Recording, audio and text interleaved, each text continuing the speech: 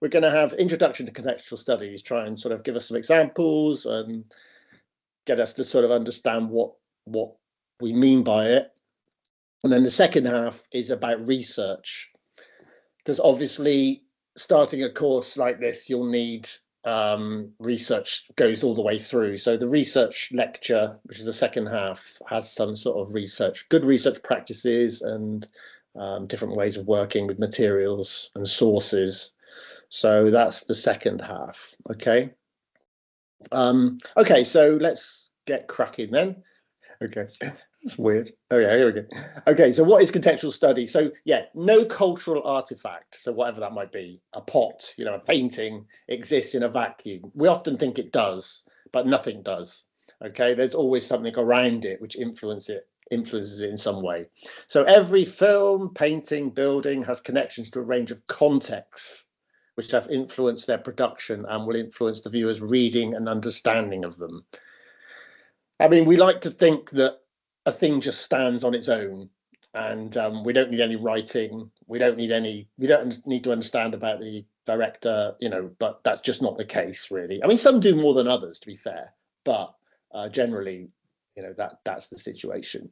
So exploring these and understanding how they relate to your own practice is fundamental. When planning and producing a creative output of any sort, it is important to know where it sits contextually. Okay, and we'll look at some examples. And for some people, this is just really obvious, you know. It's one of those things, I think, that kind of goes without saying, in inverted commas, but actually we do need to say it. We do need to talk about it and try and sort of like pin it down, okay? So contextual studies can include lectures like this, seminars where you're chatting about stuff and what's going on. Obviously visits to galleries, your own research, just exploring, considering, thinking about your work or work of others, reading and writing, yeah, presenting your work to others, critiques or lectures or whatever, discussing your work, discussing the work of others. But I think the important thing, obviously, it should always be integrated in your creative practice. It's not, some people see it, you know, think of it as a standalone thing. You know, there's all the contextual studies going over there. And some of you have probably had this at school in various or previous study in different ways, but that's over there and that's over there. Okay. And that's definitely, I don't know any creative people who have separation, you know, contextual studies and research and stuff in their own practice. They just have to complement each other and help each other. Okay. Yeah, it doesn't stand alone. There you go. So here's a kind of little diagram I found. So your creative practice in the middle there, in the white circle, white blob, and then in the pink blob, we've got all these kind of certain contexts which might influence the creative practice. So histories, politics, theories, science, society, global context, end user context, where it's going to end up, where it might be exhibited. All these things influence how the work is made and how we view it. Okay, so your work does not stand in a vacuum. It's relatable to many reference points that surround us. This can affect how our work is understood and how it is made. Although we can try and label and list relevant contexts, which I've tried to do here, some are very common, there are numerous and often very personal and unique to a particular project or practice. So although these are the bigger sort of labels or bigger titles or bigger areas, within those there are kind of smaller ones, okay, which we generally use as our work maybe becomes a little bit more focused. So let's just go through some of them then. So historical, and what we'll find is that different practices work within and around different contexts, if you see what I mean. So, for example, here, costume, right? Made for contemporary productions of Shakespeare always exist in the context of the costume designer's time and earlier production design. So, and also because of Shakespeare, you know, it's a massively historical literature, you know, a long time ago. So it cannot, anything you do for for costume, for a play or something, a Shakespeare play has to have that historical context completely surrounding it and embedded in it. Okay, and we find, like, for example, that costume generally, historical context is a big one for costume. Okay, it might not be so big a context for something like contemporary fine art, maybe, although it is, but it's not so obviously something, okay, for that. Or something like, I don't know, contemporary sort of animation, which is quite often around current stuff, new developments. Not so much the history or whatever. So yeah, some practices have particular contexts that are very, very common in their understanding and use. And yeah, costume's one of those. Okay. Social context is a big one. So are there any particular social issues relevant to the production or interpretation of the work? Documentary film, documentary photography, this is one of the most important contexts, yeah, and is often the work style. So it's why it's called social documentary, obviously, because social issues are underpinning the approach and the subject. And this is Morgan Spurlock's film from 2004 called Super Size Me, which responded to the obesity epidemic in the United States. And the film followed a 30-day period during 2003. He ate only McDonald's food and supersized McDonald's food. Key body states were analysed at the beginning and end of the 30 days to see how his body was affected. And we don't, obviously it was affected pretty badly. So this is a work, it's a creative work, creative film work based around a sort of pressing social issue. Okay, so we'd say social context is critical here. And Robert Frank's Americans, one of the most important pieces of social documentary photography of the 20th century, made in 1958, is social documentary. So he traveled America in a van, just sort of like a snapshot approach to photographing what he saw. He's an outsider, he's from Switzerland, so he saw an America which was quite bleak, really, and a lot of tensions, religious and cultural tensions, and the pictures are filled with these icons of contemporary America, jukeboxes, flags, all this kind of stuff. So it's real social comment. Okay, so we'd say society comment. And then a painter like Liu Xiaodong, Chinese painter, social realism as a painter. Okay, so trying to paint people as they are, and this is like a powerful counter to the socialist realism perpetuated by Chinese leaders. So it has a much sort of broader embrace, I guess, reflecting the dignity of uncelebrated lives, rocked by massive political and economic transformation. So these are kind of like ordinary people living in a sort of a big society, So yeah, that's an example of work that fits is dependent on that sort of thing. Then autobiographical context is one. So a lot of artists produce work that's autobiographical, and we know Frida Kahlo, well known for her autobiographical painting. So it's the suggestion with this work that the two figures represent her dual heritage, which was Mexican and German. But Frida Kahlo has actually sort of said is a memory of a childhood imaginary friend, which we can see. Okay. Cultural context. So this is a big one. I think everything we do exists in a cultural context because we're making cultural artifacts. However, in this case, we're kind of talking about the artist's particular culture, I suppose. So this is Grayson Perry. So yeah, are there any particular cultural contexts or concerns relevant to the production?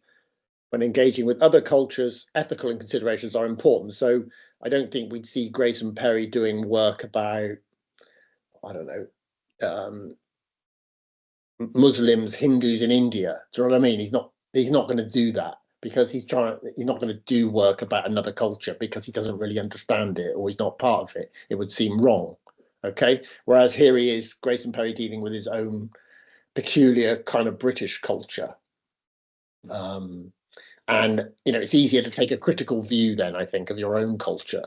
And he sort of pokes fun at his own British culture. So this is his famous comfort blanket. It's got the Queen on there. It's got, you know, the flag. It's got these sort of liberty, the archers, you know, classic British sort of radio, cup of tea, moaning, fish and chips. So all these things from British culture we could kind of poke fun at. Okay. There's a textiles piece. So yeah, UK iconography, I suppose, to explore notions of Britishness. That's a good way of putting it.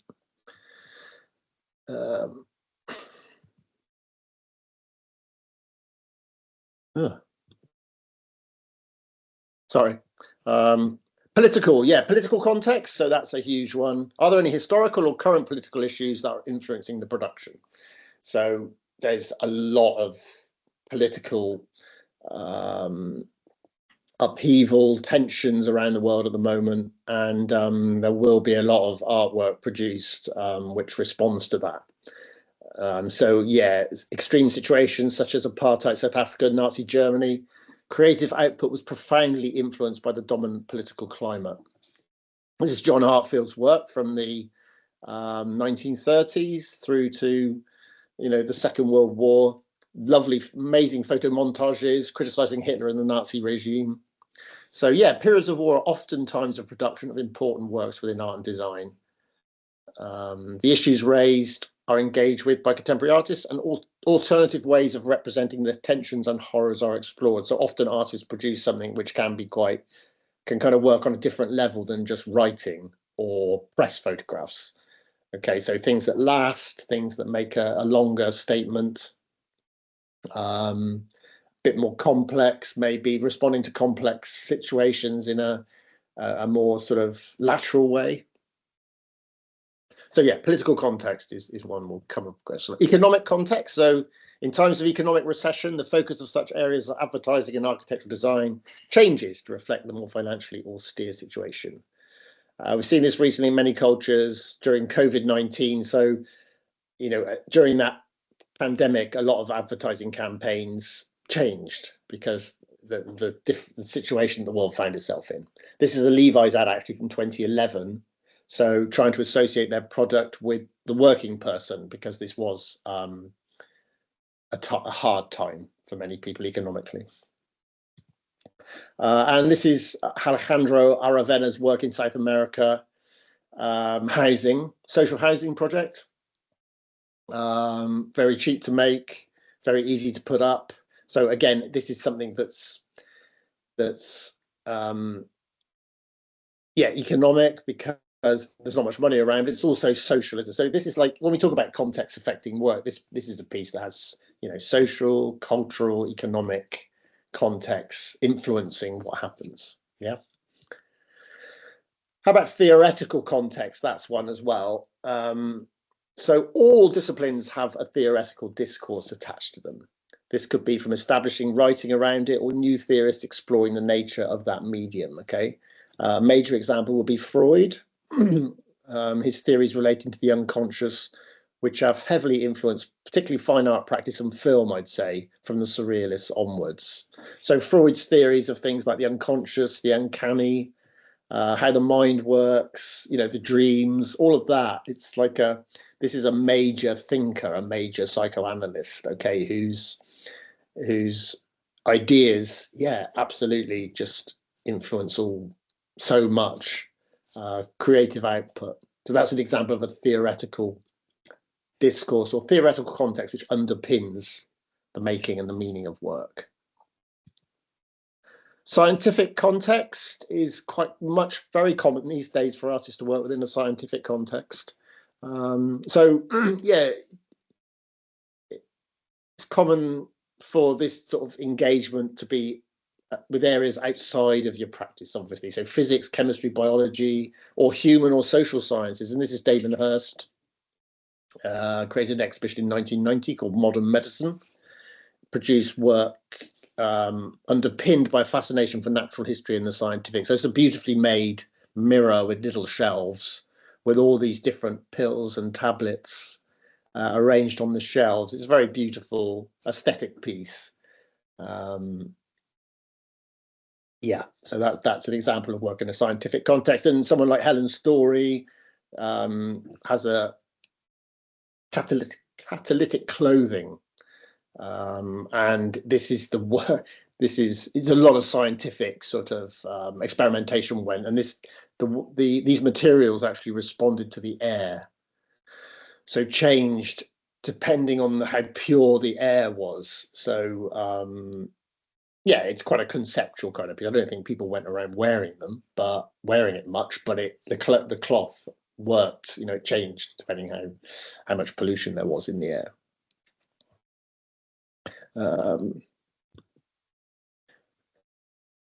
Yeah, exhibition and site. So this is very important. I think the context within which the work is finally shown is very important. Okay, so for example, an illustration will be read very differently when seen in a children's book than it would be when it's framed in a gallery. So they're two different sites of of exhibition or whatever, or production. So if you see an illustration in a children's book, you immediately put it to that age group. You immediately see it's part of a narrative aimed at children. So you read it. If it's in a gallery, you see it as something that's for sale, maybe, or is more a fine art piece, which is kind of less sort of throwaway, I suppose. So both the meaning is affected, of the work. So yeah, both site and words are different and affect the work's meaning. And this is Grayson Perry's collaboration with museums, which he does quite a lot. So this is one of his contemporary pots. It's called The Tomb of the Unknown Craftsman, and it's got lots of contemporary logos and icons and text on it. So it's a very modern statement in the pot,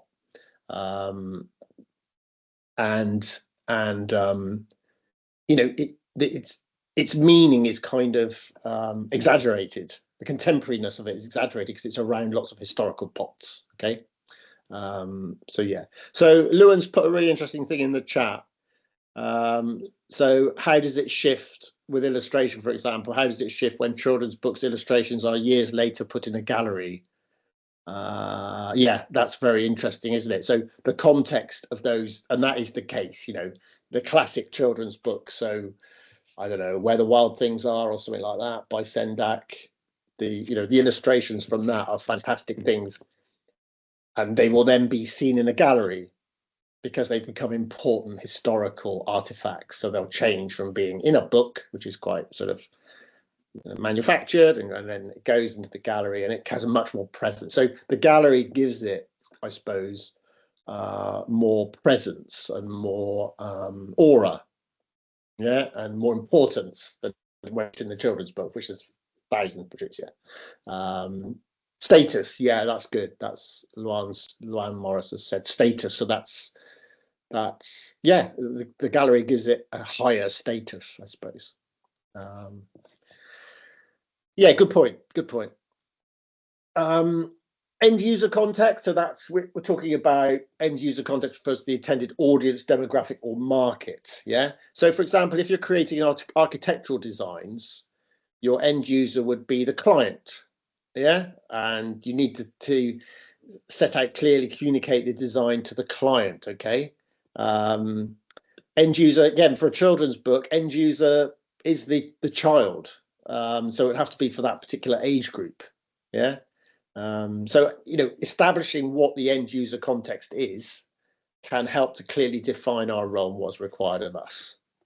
The term is commonly used in final project work. When you get towards the end of this course, you do final projects, you'll be, I know, encouraged to sort of start to think about who's this for.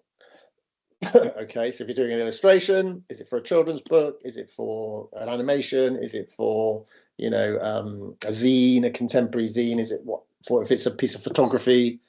Is it for a book? Is it for a gallery? Is it to go on a website? Where are these to be used? Yeah, so that's end user context. And then there's, people who, multiple contexts. It's difficult. I talked a bit about this earlier. I won't talk about it too much now, but someone like William Pentridge, who's amazing South African artist. I don't know if you've come across him, animator, illustrator, fine artist, or whatever. His work, you know, it's performance, it's film, it's everything really. But this is a classic kind of work, this is called Refugees. You'll find overseas. So this is very cultural, political, economic, social. It's just got everything going for it, really, in terms, which often makes the work incredibly interesting because it's got these many, many layers. Okay, so let's just look at a couple of examples then.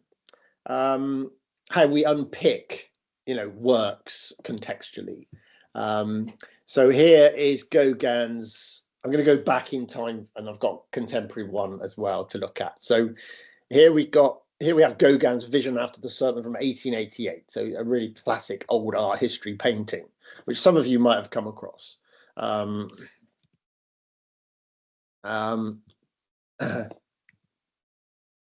Sorry. Yeah, so these rich flat areas of colour, a radical move away from the Impressionist use of broken colour that was popular at the time. So he's kind of respond to the context of the Impressionists. You see what I mean? So an art historical context himself, really. And also his use of the rich red colour may have been influenced by Japanese prints and their use of non-natural colour that he and Van Gogh were so fascinated by at the time. This ties in with the growing awareness of Japanese culture within Europe in the late 19th century due to political changes within Japan. So we can see already, just quickly, that there are a couple of contextual influences here. Okay, Japanese prints and the Impressionists, which was the movement before him. Okay, so again, a simple image, we just look at it and accept it. However, we can unpick it and look at the context that are affecting its meaning. And this is the Impressionism that Gauguin responded to. So we can see it's very different. This is very flat, very sort of illustrative. The Impressionists before, as we know, with Monet, yeah, it worked like this. And then we've also got the tree dividing the painting is also a clue to his interest in Japanese arts. The style comes from Japanese print. You'll see it a lot in Japanese prints, this tree dividing the frame, okay? It divides reality. So we've got the women watching here, and Jacob and the angel wrestling. So it's a dividing device, I guess. And this is interesting too. The position of the wrestling figures is not only showing Jacob and the angel from the biblical allegory, it also alludes to the local wrestling matches that were held regularly, very much those. So Gauguin was in Brittany, and he would have seen wrestling, which was part of their culture, customs, and this is sort of a direct reference to that. And here's a classic Hiroshige print with a dividing tree, and there's After the Sermon, and you can see the dividing tree there, okay? And if we talk about this allegory, it's been represented many times, particularly Gustave Doré's engraving from 1855, 33 years before Gauguin. So it's a wonderful work, expressive, technically advanced.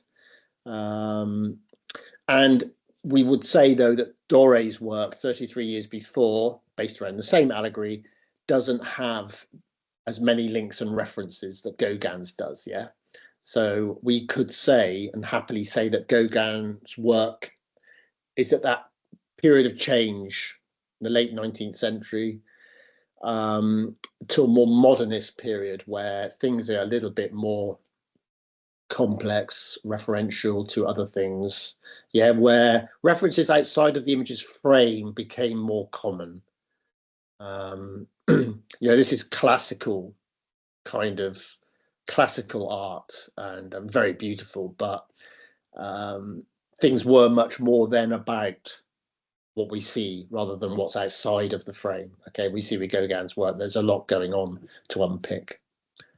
And then what else have we got? The animal on the left is not a sheep, as you may expect, given the title, but a cow, okay, over here. This is because a cow was the prize for the winning wrestler, as per the local custom that Gauguin was trying very hard to show he was part of. So he's in Brittany, and he's trying to be wanted, trying to be welcome. So he's using that he's putting the cow in rather than the sheep to sort of say, you know, this is what was kind of Yeah, it was a prize for the wrestlers in Brittany. So again, responding to the local custom. And he's even included himself in the painting. This is him here. On the right-hand side is the priest. So he's put himself in as the priest overseeing the event because he was so intent on showing how important the local culture and lifestyle was to him. So, I mean, I think Gauguin was quite an insecure sort of chap, really. He desperately wanted to fit in Brittany and be part of the community, but he was clearly sort of an outsider. But so there's lots of things he's done within the painting. So there's a kind of element of, I don't know, personal kind of autobiographical exploration going on in these two. Anyway, so yeah, let's just sum up this. What are the key contextual links with Gauguin's work? So yeah, we've got a religious context in terms of the original biblical allegory, cultural context, so references to Japanese and the cultures in Brittany. Art, yeah, so it's okay to say actually art is one of our contexts, although that's what we're doing. Sounds a bit daft, but if you're doing a piece which responds to other art, or a history of art, I suppose, generally. So his response to the established practice of the time, Japanese printmaking, Impressionism, and printmaking, yeah, and autobiographical, there you go. Gauguin travels, his travels, and the love of the culture of Brittany. So it's saying quite a lot about him as well. So we can see that with this, so many people will just go and see this on the gallery wall, and just don't like the color, and they'll see what's going on. You know, there's some figures, and there's a wrestling and some wings and stuff. All this, but all this contextual underpinning is important for the artist. It's important for the reading. We won't always know, will we? We can't always know what these things are. I think what I'm trying to say here is if the creator knows, if we know, then it would make our work more interesting. Yeah, and other people might never get it. It doesn't really matter. Sometimes they will, sometimes they won't. But a lot of this might not be true. You know, a lot of this is secondhand anyway, anecdotal. Gauguin hasn't stood up there and told us all of this, I don't think. I think it's just come from various research over the years. So yeah. Okay, let's look at the second example.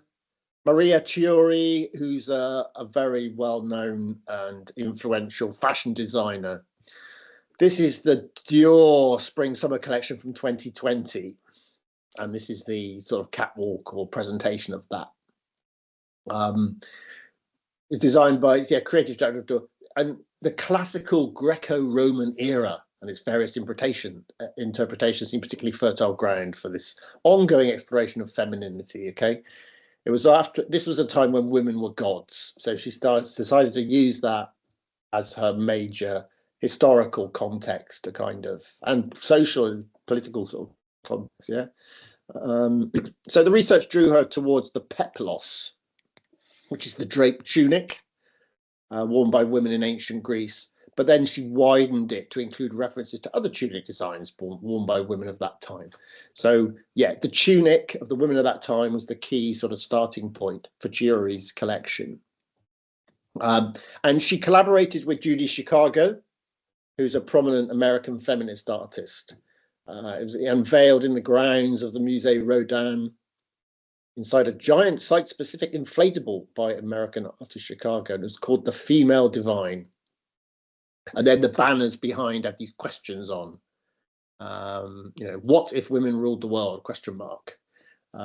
These were designed by the artist, made by a woman in a school in India in a bid to support the country's female students. So there's a lot going on in this. There's a lot to unpick.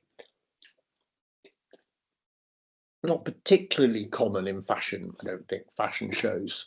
99% of fashion is more just quite simply about clothes and change, you know, all that kind of thing. Yeah. Luann's put up, can you call collaboration a context? I don't know, probably not. A collaboration, a context. I think, you know, if it's I suppose if you're collaborating with a fine artist, then yeah, you know, your fine art is a context for this production, isn't it? I think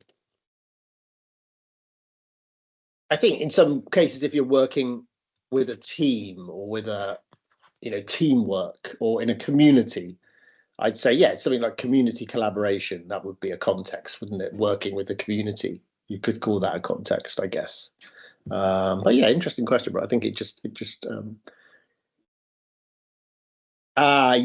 if the additional person brings their context, yeah, that's good. Yeah, so definitely in this case, Judy Chicago, fine artist, female feminist artist. Yeah, so that collaborator is bringing the context with her. So yeah, that's a way of looking at it, which is good. So this is just Judy Chicago's famous piece called The Dinner Party. This is one of those pieces of work that constantly appears in art history overviews or books, looking at the most important works from the 20th century or whatever. This is The Dinner Party, the first epic feminist artwork, okay? Functions as a symbolic history of women. There are 39 place settings, look around here, arranged along a triangular table. 39 mythical and historical famous women. So you've got Virginia Woolf, Eleanor of Aquitaine, you've got Georgia O'Keeffe.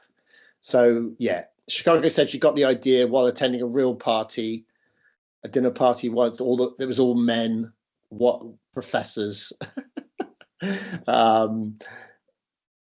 The woman, and there were some women there, had all the talents, but they sat there silent while all the men held forth. So this is a direct sort of response to a very difficult experience at a dinner party. It's a very famous piece of work. So we can almost see aesthetically as well. There's a connection, I think, between this and Chiori's designs. So these are some of the questions. What's from the world? Yeah, for this collection, Chiori is engaged with enormous themes of equality, power, feminism, sexual politics, as well as exploring the complex boundaries between fashion, art, and sculpture. That's the other interesting thing about this. Yeah. Activism has been her thing, really. She started at Dior back in, I don't know when. So T-shirts with we should all be feminists on them. And the non of autumn, which marked the anniversary of the 1968 Paris student protests. So politics, social issues have always been Chiori's thing. Okay, so what are the key contextual links with this work? Let's just sum it up then. So political, yeah, we've got political context, gender, politics, and feminism, the main contextual references clearly with this collection.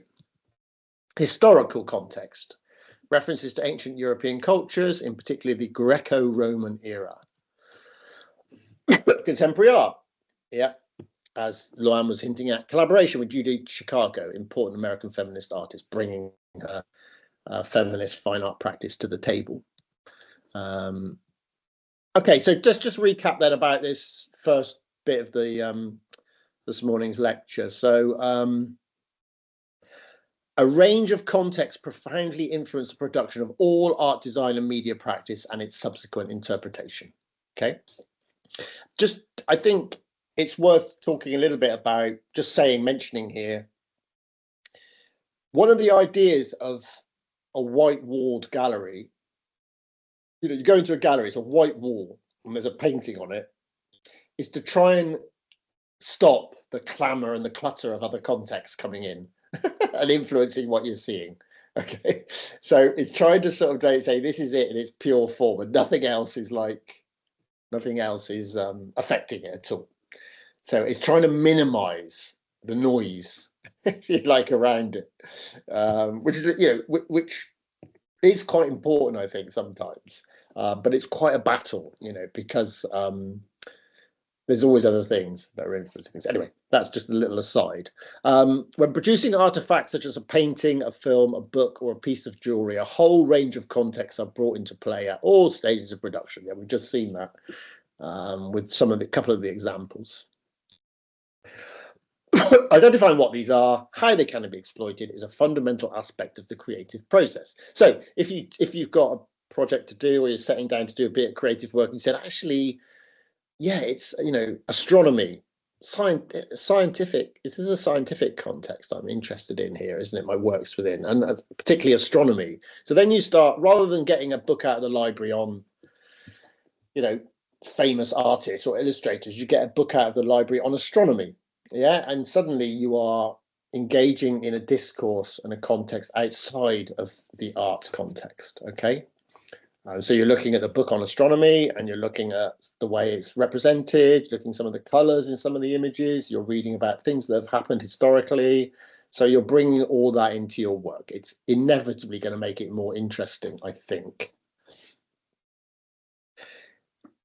Yeah, established practitioners are profoundly aware of how they can exploit such context to make their work more successful. Yeah, so considering the context that act upon our work allows creative practitioners to identify the social forces that act upon their work and ensure the works function well in accordance with these. Yeah, explore our own views and those of others. That's very important. Cultivate critical thought and understanding, leads us to better examine ideas. Appreciate the dialogue. I think all of this is just saying it makes stuff more interesting, more complex, and gives people other sort of other ways in. Yeah. I mean, we can always come. I mean, I've done this lecture before, you know, with a more of an audience sort of live audience, I suppose.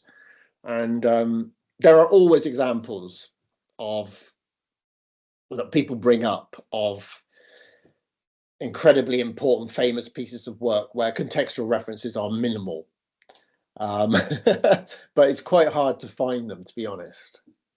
You know, people sort of say, quite a common one is like, okay, an abstract painting, you know, on a white wall gallery, that's, you know, that's no contextual, no contextual referencing or stuff on an abstract painting in a white walled gallery.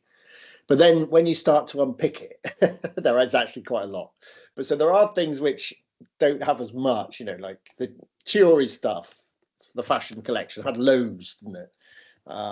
But yeah, maybe you know, an abstract painting on a gallery wall, white wall, doesn't have so many, you know, but there's always something. Anyway, diversing. Yeah, so to consider in the break, I think we've had a little bit of chat about this, but so we'll have a 15-minute break now. So we'll come back at like 11 o'clock, yeah? Do the second half about research. So the lecture suggested the following contexts.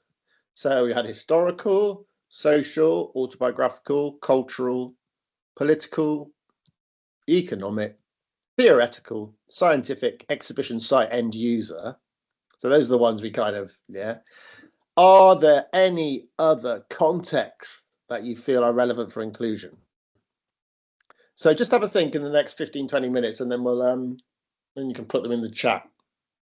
And we can see if there are any others which you feel. I mean, I've put e.g. literature, because I feel, yeah, I mean, so much artwork is creative practice is influenced by writing, context of literature. Great. Okay, I'm going to stop the recording, and I'm then going to see you all back here at 11 o'clock. Yeah, 17 minutes. Give us all time to get a coffee or something, bit of fresh air.